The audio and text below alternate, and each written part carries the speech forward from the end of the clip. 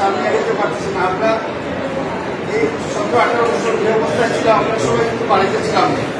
আমাদের টাকা পয়সা আমরা নিজে এয়ারপোর্টটা কিনছি, আমরা খরচ করছি, আমরা রোড চালাইছি, আমরা মিছিল হয়ে গেছি। আমার এটাই থাকবো সিলেট জেলার সূত্র থেকে যে আপনারা এগুলো দেখলে এগুলো হচ্ছে আপনারা বড় করেন। আর আমাদের শ্রমিক দলের দল আমরা আসলে এগুলো আমাদের সভাপতি সোনার ভাই বর্তমানে হয়ে আছে। উনি আসার পরে আমরা আপনাদের সাথে সাক্ষাৎ করবো 500-700 মানুষের সাথে আমরা আমাদের সবাইকে নিয়ে আমরা একটা মত